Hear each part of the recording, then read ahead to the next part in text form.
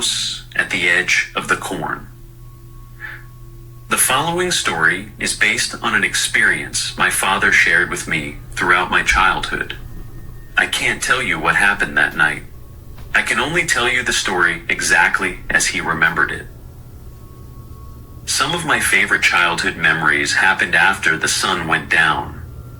My sister and I would spend summer nights playing hide and seek in the dark around our house. We'd run through the yard, duck behind trees, hide behind old sheds, and laugh until we were completely out of breath.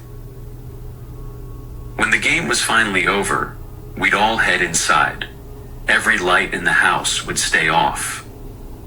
The only thing illuminating the room was a single flashlight my dad would switch on, resting it beneath his chin so the shadows stretched across his face. The room would fall completely silent. That was our signal. It was time for a ghost story. Most of them were just old legends or creepy tales people had passed around town. But there was one story that was different. One story my dad never smiled while telling.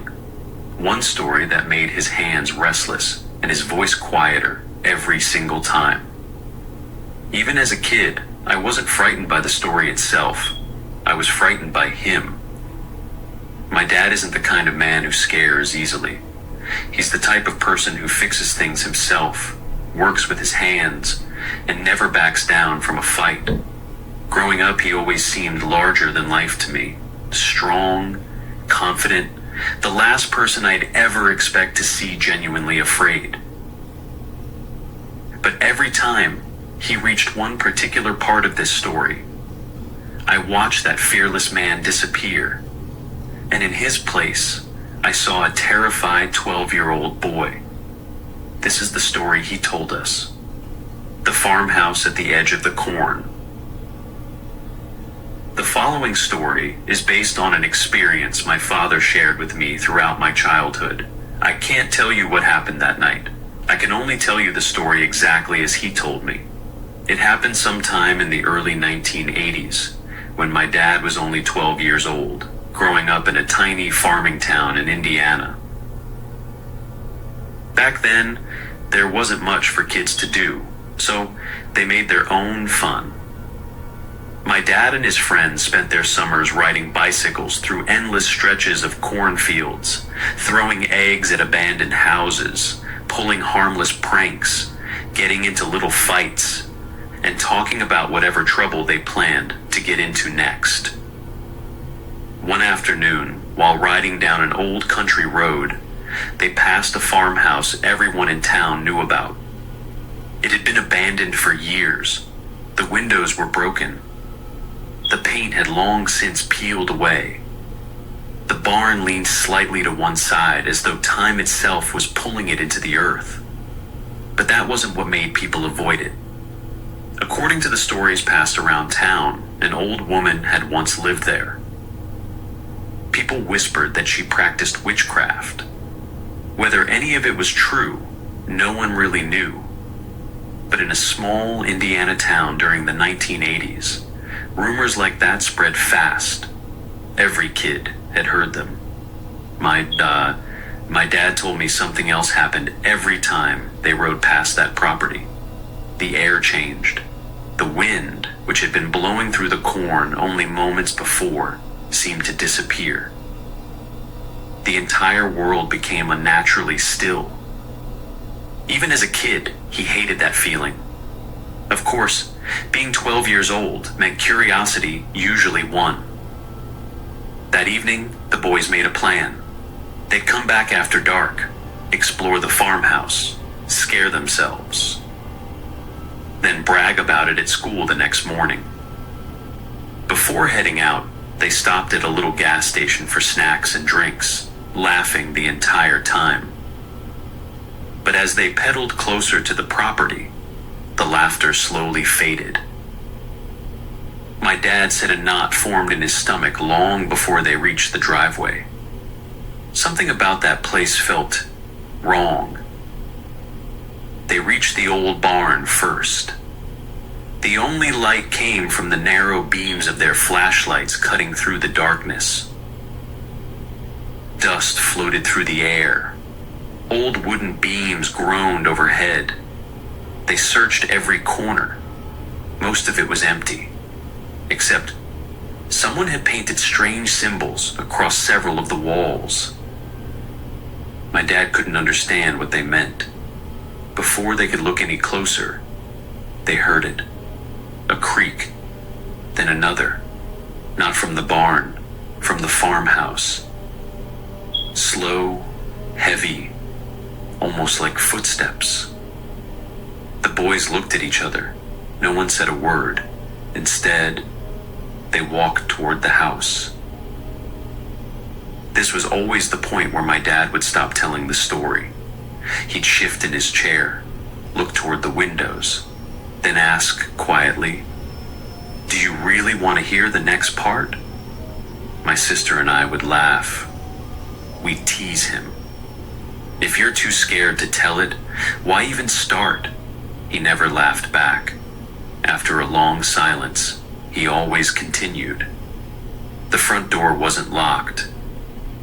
Other kids had broken into the house before. The door swung open with almost no effort. The moment they stepped inside, everything changed. The air felt heavy, colder. The silence somehow became louder. Every step echoed through the empty house. The walls were covered in strange symbols. As their flashlight beams swept across them, fear played tricks on their eyes. The markings almost seemed to shift in the moving light. It's almost as if the symbols themselves were pulsing like a heartbeat. The deeper they walked, the harder it became to breathe. My dad whispered to his friends, "I think we've seen enough," but one of them answered, "We still have to see what's upstairs." Against every instinct telling him to leave, he followed. Each step up the staircase felt heavier than the last. At the top was a narrow hallway. The silence became absolute. No creaking wood, no insects outside, nothing. The hallway felt impossibly tight. The walk to the bedroom seemed to last forever, as if time itself had been interrupted. The boys reached the first bedroom. Dark stains covered parts of the walls. Upside-down crosses had been painted everywhere. Candles, old books, more symbols. It looked less like an abandoned bedroom, and more like a room someone had used for rituals. Then, they saw it. Not a shadow, not a person. A light, a bright white light. Moving, coming toward them. My dad said pure fear took over. He didn't think. He didn't yell. He ran. He flew down the stairs so fast he barely remembered touching them. He left his friends behind without even realizing it. He burst through the front door, jumped on his bike, and pedaled harder than he ever had before. He never looked back. Not once. The next day at school, the boys finally saw each other again. No one joked. No one bragged. No one even wanted to talk about what had happened, whatever they experienced that night. They left it in that house. My dad told me he never truly felt the same afterward. It was like something about that place stole a piece of his childhood. Years later, the farmhouse was torn down. Today, nothing remains except rows of corn stretching across an empty Indiana field. But what has stayed with me all these years wasn't the farmhouse. It wasn't the symbols. It wasn't even the mysterious light. It was my father, a man who never seemed afraid of anything. Yet every single time he told this story, his voice became quieter. His hands became restless. His eyes searched the room. And for just a moment, the strong man I looked up to disappeared, and I could see the terrified 12-year-old boy who never truly left that farmhouse.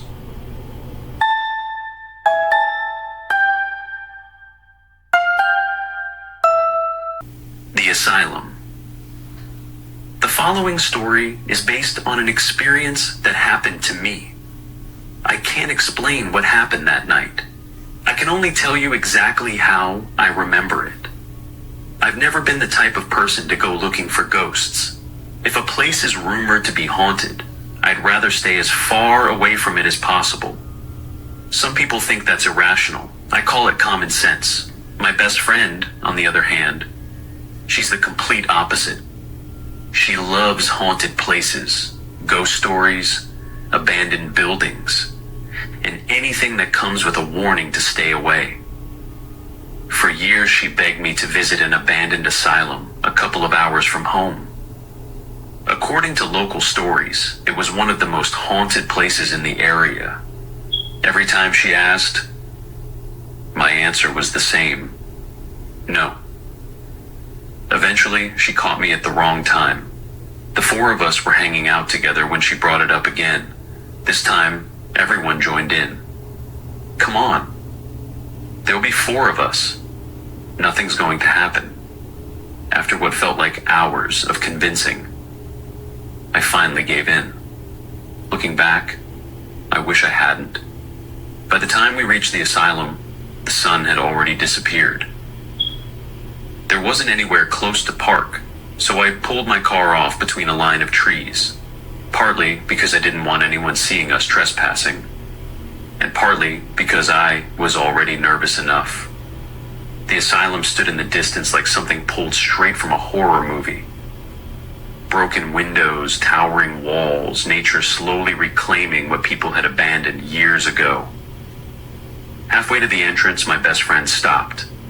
Let's take a few pictures. So we did. At the time, they were just harmless photos. I had no idea I'd spend years wishing I'd never taken them. When we finally reached the entrance, I remember thinking, maybe this won't be so bad. No whispers, no strange shadows, no overwhelming feeling. Just an old, abandoned building. We tried every window, locked. I laughed and said, well, we gave it our best shot. Let's go buy some Smirnoff and call it a night. Then my best friend smiled. Try the front door. One of our friends grabbed the handle. It swung open immediately. I remember laughing, nervously. Well, I guess we're doing this. The ceiling inside stretched stories above us. Hundreds of birds perched silently in the rafters. Moonlight poured through broken glass overhead, while vines and weeds crept through cracked walls. Nature had claimed the building. It was beautiful and unsettling. Then someone said the words I never wanted to hear. Let's check the basement first. That sounds like the worst idea I've ever heard. I laughed. Let's go. The moment we agreed, glass shattered somewhere inside the building. Birds shifted above us. My heart instantly dropped. Then, laughter echoed through the halls. Another group of teenagers. Relief washed over me. They walked toward the front entrance while we continued deeper inside. We found the basement almost immediately. Concrete stairs disappeared into darkness. The air smelled damp. Dust coated nearly every surface. The basement wasn't filled with hospital rooms like I'd imagined. It was mostly open concrete corridors and crawl spaces stretching into darkness. We explored with our flashlights, refusing to crawl into the tighter spaces because even we weren't that brave.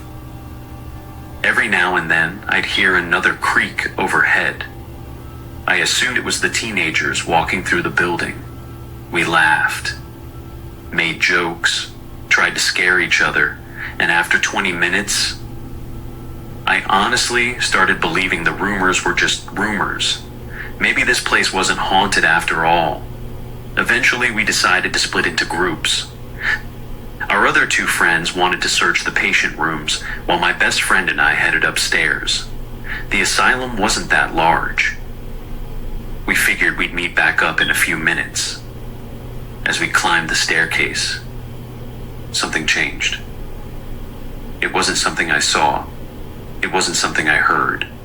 It was something I felt. My stomach tightened without warning.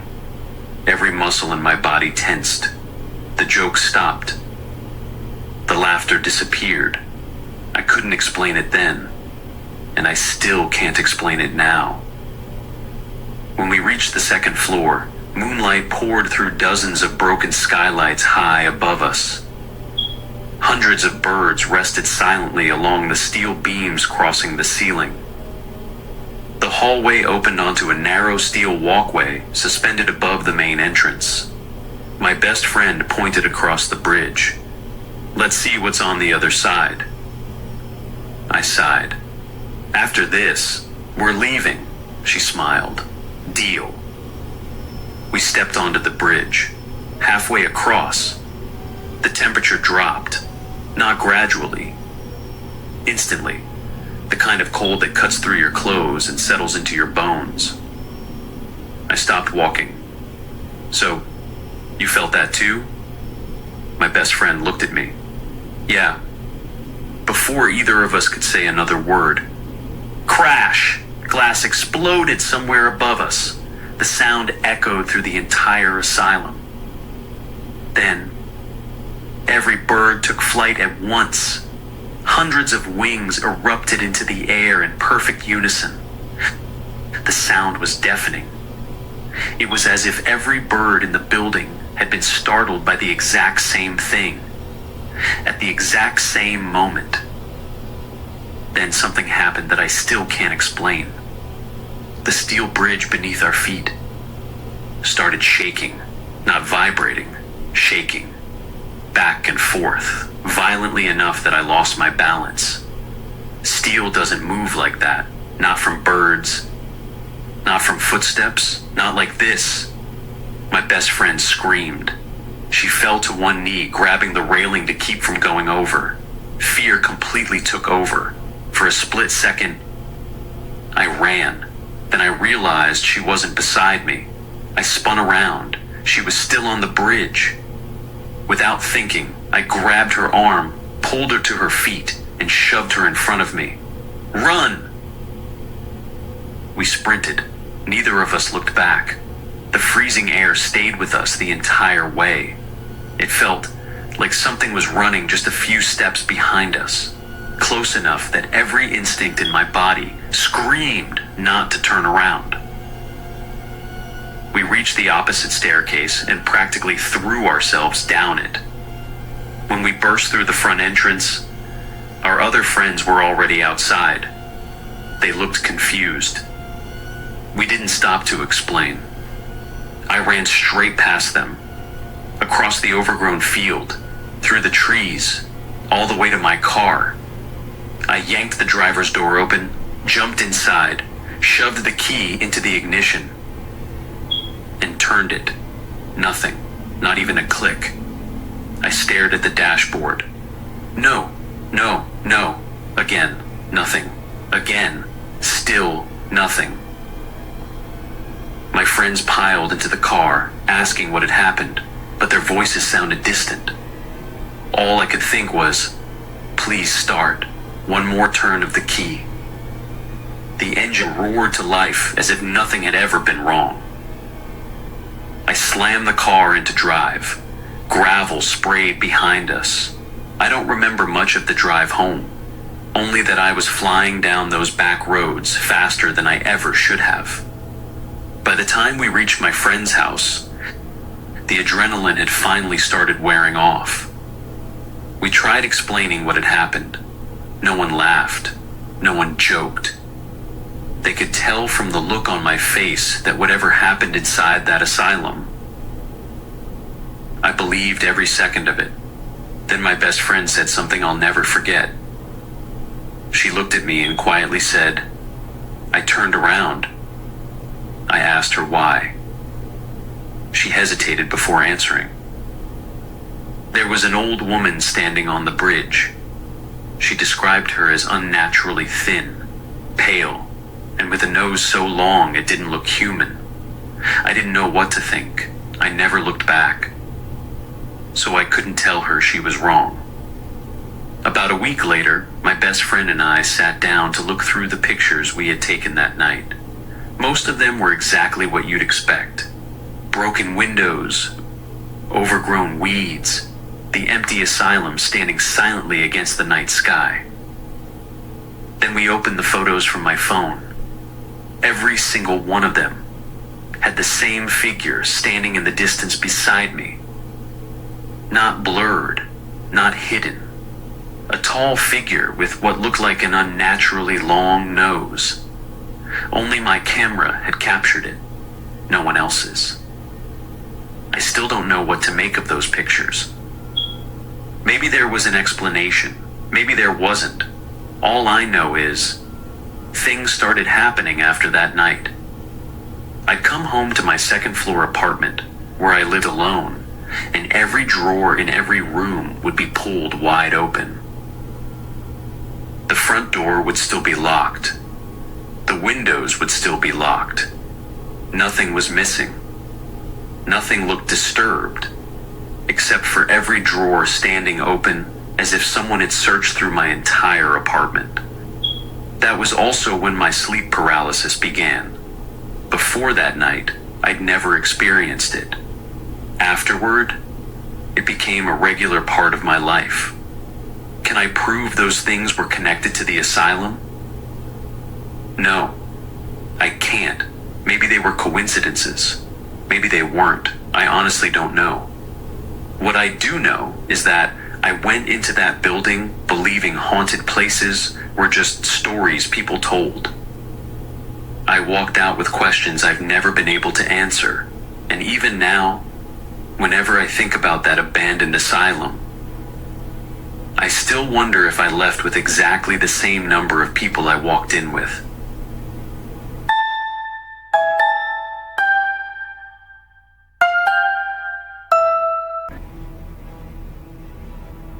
The doll. The following story happened when I was very young. I don't remember most of it myself, but my mom has told me the story countless times over the years. The only thing I know for certain is that I still dream about that doll. I don't know how old I was. Maybe 3, maybe 4. Young enough that most of my memories from that time have disappeared. But according to my mom, there was one toy I absolutely loved. It was a porcelain doll. She told me it was supposed to say something like, "I'm Sally, the roller skater." It was just another talking doll. Or, at least, it was supposed to be. I'd spend hours sitting alone in my bedroom talking to it, playing with it, laughing with it. At first, my mom thought it was adorable, until one afternoon I walked into the living room and calmly said, "Mom, she keeps saying my name." She laughed. Kids imagine things all the time.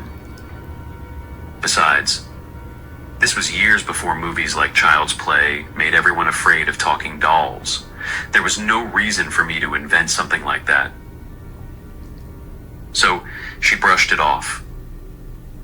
A day or two later, everything changed.